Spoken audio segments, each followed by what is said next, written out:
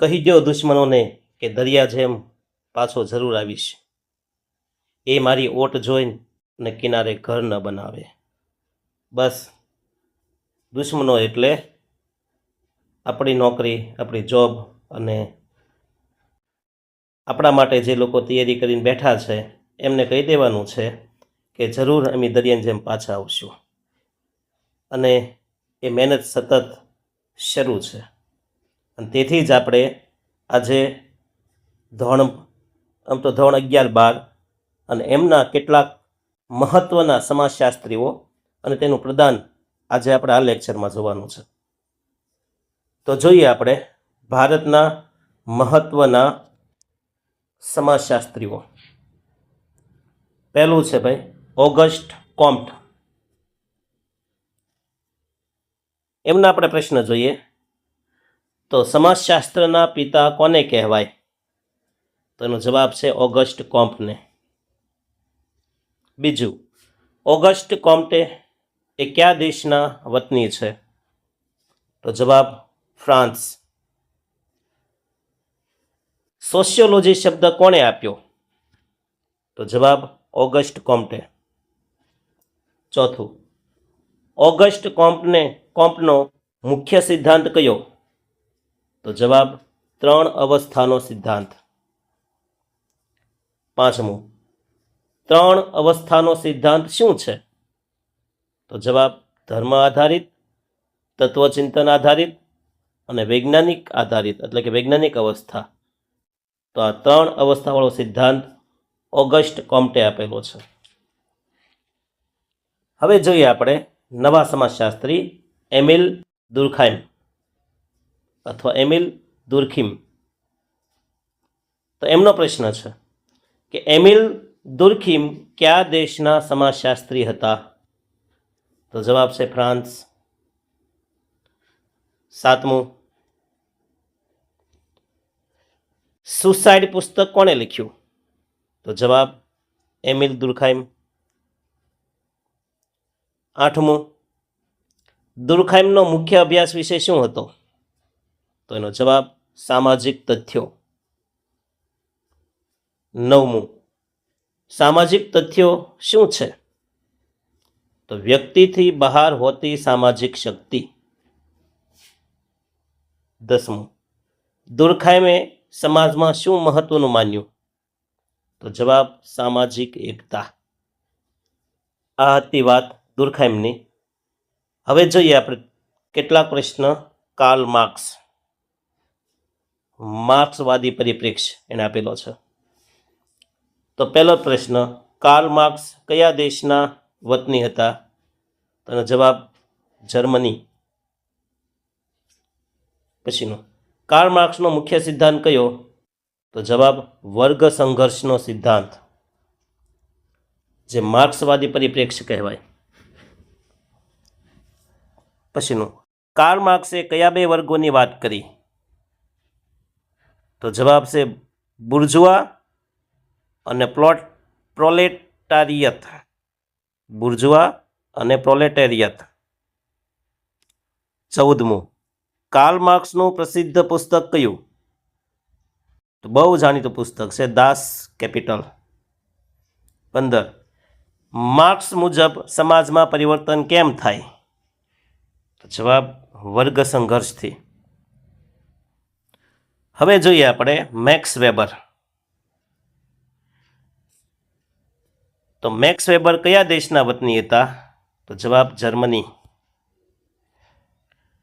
Max વેબરનો અભ્યાસ વિષય શું હતો? તો જવાબ સામાજિક ક્રિયા. સામાજિક ક્રિયા શું છે? તો બીજા લોકોના વર્તનને ધ્યાનમાં રાખીને કરેલી ક્રિયા. મેક્સ વેબરનું પ્રસિદ્ધ પુસ્તક કયું? તો જવાબ Protestant ethic and the spirit of કેપિટાલિઝમ.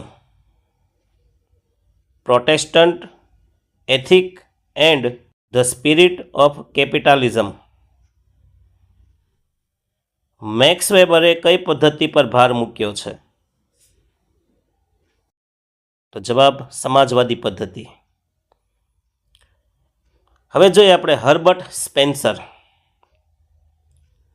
તો હર્બર્ટ સ્પેન્સર કયા દેશના હતા? ઇંગ્લેન્ડ. સ્પેન્સરનો મુખ્ય સિદ્ધાંત કયો? સમાજનું વિકાસ સિદ્ધાંત. સ્પેન્સરે સમાજને કઈ વસ્તુ સાથે સરખાવ્યો? તો જીવંત શરીર સાથે. સર્વાઇવલ ઓફ ફિટેસ્ટ વિચાર કોણે આપ્યો? જવાબ હર્બર્ટ સ્પેન્સરે. સ્પેન્સર સમાજને કેવી રીતે સમજાવતા? તો જવાબ જીવ વિજ્ઞાનના આધાર પર. હવે મહાત્મા ગાંધી. ભાગ્યે જ કોઈક વિષય એવા હશે કે જેમાં મહાત્મા ગાંધીનું પ્રદાન ન હોય. જાણતા અજાણતા પણ દરેક વિજ્ઞાનને લાગુ પડતી એવી વાતો મહાત્મા ગાંધીએ કરેલી છે. સમાજશાસ્ત્રમાં જોઈએ આપણે તો મહાત્મા ગાંધીનો સમાજ વિશેનો મુખ્ય વિચાર શું હતો? તો જવાબ અહિંસા અને સત્ય. વાત એ સાચી છે એમની. ગાંધીજી કયા દેશના હતા? ભારત, ગુજરાત અને પોરબંદરના હતા.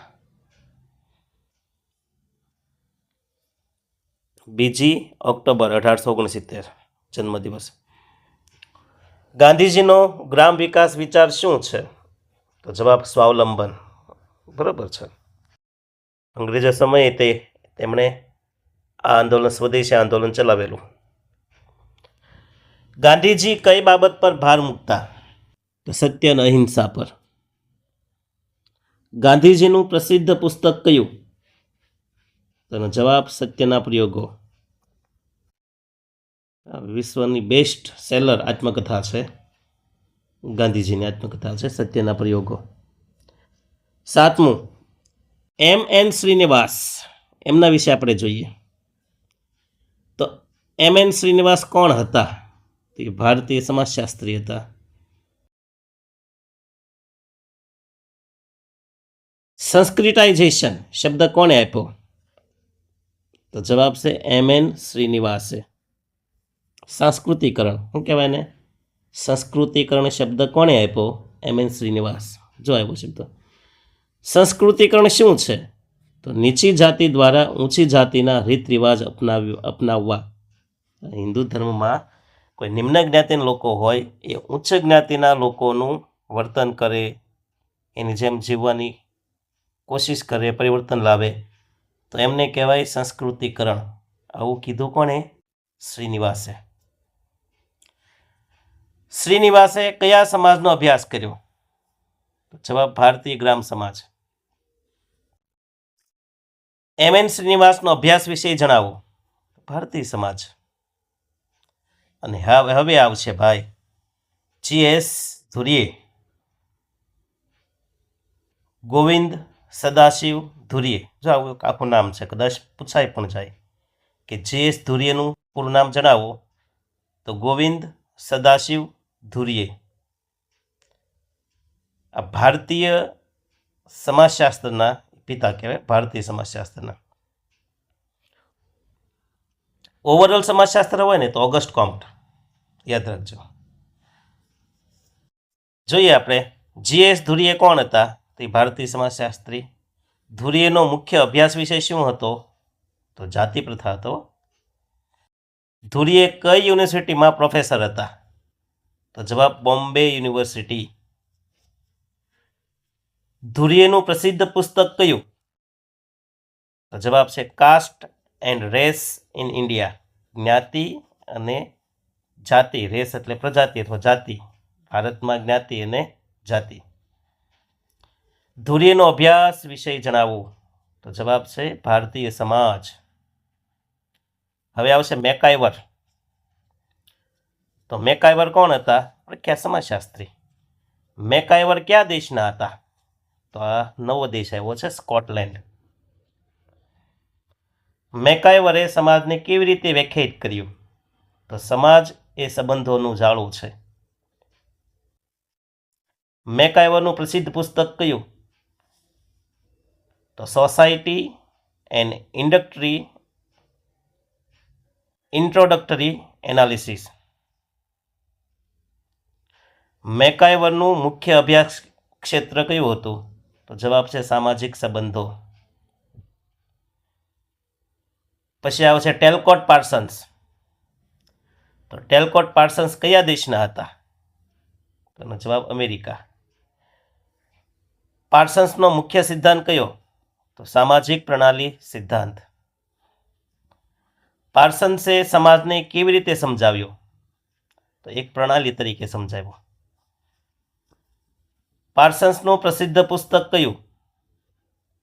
તો જવાબ ધ સોશિયલ સિસ્ટમ. પાર્સન્સે સમાજમાં શું મહત્વનું માન્યું? તો વ્યવસ્થા અને સ્થિરતા. હવે આવશે ચાર્લ્સ હર્ટન કુલી. તો પહેલો પ્રશ્ન કોમન, એ કોણ હતા? તો એ અમેરિકાના સમાજશાસ્ત્રી હતા, ચાર્લ્સ કુલી. કુલીનો મુખ્ય સિદ્ધાંત કયો? તો looking glass self. Looking glass સેલ્ફનો અર્થ શું થાય? તો વ્યક્તિ પોતાની છબી સમાજથી બનાવે છે. કુલી કયા જૂથ વિશે જાણીતા છે? તો પ્રાથમિક જૂથ. પ્રાથમિક જૂથ શું છે?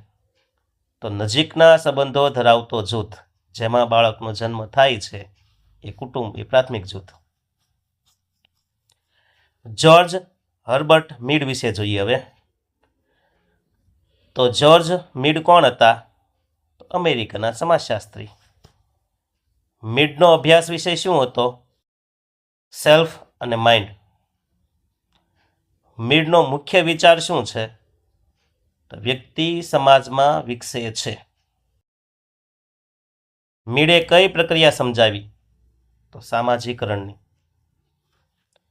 મીડ કઈ વિચારધારા સાથે જોડાયેલા છે? તો પ્રતિકાત્મક ક્રિયાવાદ. પછી આવશે હવે આપણે નવા સમાજશાસ્ત્રી રેડક્લિફ બ્રાઉન. બ્રાઉન કોણ હતા? તો બ્રિટિશના સમાજશાસ્ત્રી હતા એ. બ્રાઉનનો મુખ્ય સિદ્ધાંત કયો? તો જવાબ માળખાકીય કાર્યવાદ. બ્રાઉન સમાજને કેવી રીતે સમજાવતા? તો માળખા અને કાર્ય દ્વારા. બ્રાઉન કયા ક્ષેત્રમાં પ્રસિદ્ધ છે? જવાબ સામાજિક માળખામાં. બ્રાઉન કયા સમાજનો અભ્યાસ કરતા? તો યાદ રાખજો, આદિવાસી સમાજ. પછી છે નવા સમાજશાસ્ત્રી બ્રોનિસ્લાવ મેલિનોવસ્કી. તો મેલિનોવસ્કી કોણ હતા? તો એક માનવશાસ્ત્રી હતા અને સમાજશાસ્ત્રી પણ હતા. મેલિનોવસ્કી કયા દેશના હતા? પોલેન્ડ. મેલિનોવસ્કીનો મુખ્ય સિદ્ધાંત કયો? તેનો જવાબ કાર્યવાદ. કાર્યવાદ શું કહે છે? તો દરેક સંસ્થા સમાજ માટે કાર્ય કરે છે. દરેક સંસ્થા સમાજ માટે કાર્ય કરે છે એવું જણાવે છે. મેલિનોવસ્કી કયા અભ્યાસ માટે જાણીતા છે? તો એ પણ આદિવાસી સમાજ માટે જાણીતા છે. તો આ હતા આપણા મહત્વના સમાજશાસ્ત્રીઓ. એવું નથી કે અહીંયા નામ આવ્યા એ જ મહત્વના છે અને એટલું જ પ્રધાન છે. આ બધા વિશે એક એક ગ્રંથ પુસ્તક લખાઈ જાય એટલું કહી શકાય. પણ આપણે ધીમે ધીમે આગળ વધશું. હજી આને સિવાયના પણ નાના મોટા ઘણા બધા સમાજશાસ્ત્રીઓનું પ્રદાન છે, એ પણ આપણે જોઈશું. ચાલો, આવતા લેક્ચર સુધી બધાને અસ્તુ, બધાનું જીવન સારું રહે એવી શુભકામના.